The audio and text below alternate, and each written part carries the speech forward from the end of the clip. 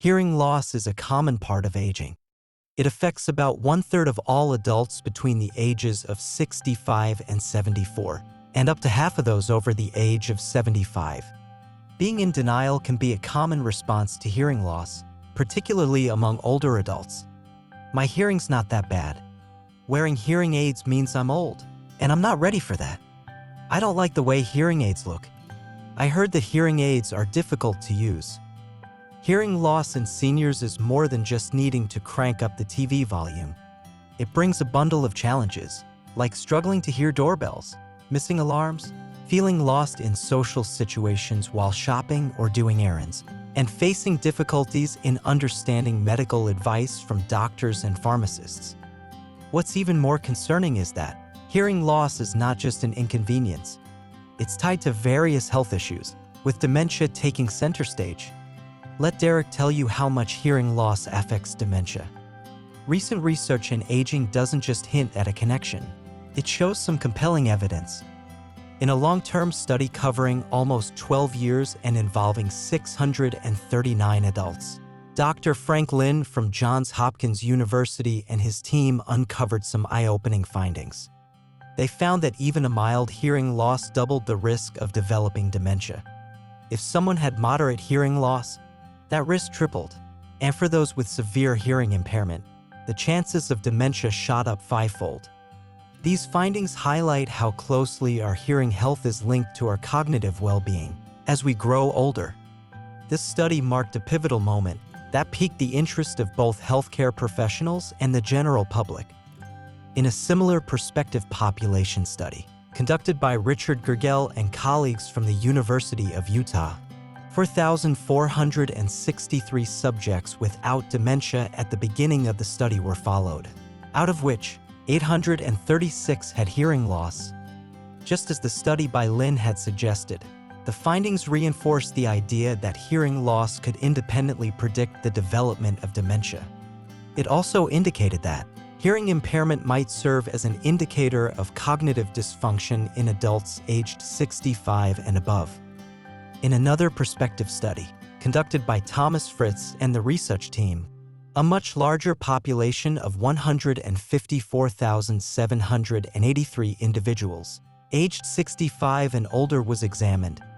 They utilized claims data from the largest health insurer in Germany and tracked these individuals from 2006 to 2010. During this period, 14,602 dementia diagnoses were recorded. The analysis accounted for potential confounders, such as gender, age, and comorbidities. The results revealed that individuals with bilateral hearing impairment had a higher risk of developing dementia compared to those without hearing loss. In the 2017 Lancet Commission report, researchers employed population attributable fractions (PAF) to illustrate the potential impact on future dementia incidence if the most influential factors were successfully eliminated.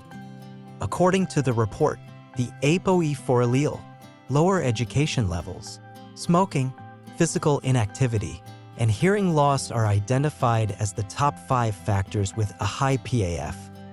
Notably, hearing loss holds a significant PAF value of 9.1%, positioning it as the leading risk factor.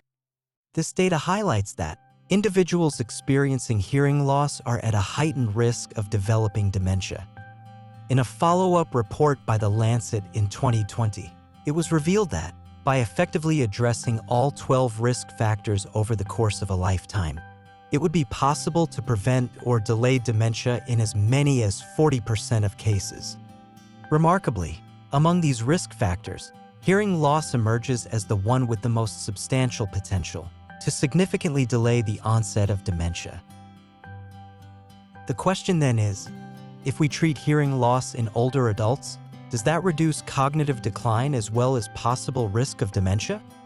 In a 25-year prospective study involving 3,777 individuals aged 65 or older, an increased incidence of dementia was observed among those who reported hearing problems, except for those who used hearing aids.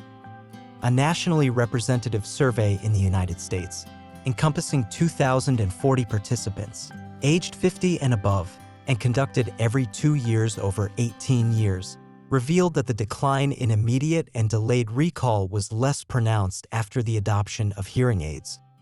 The extensive follow-up periods in these prospective studies strongly imply that hearing aid use has a protective effect.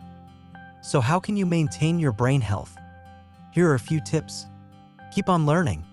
Any new learning activity develops new neural connections in the brain, which may help you bypass any damage to the brain associated with dementia.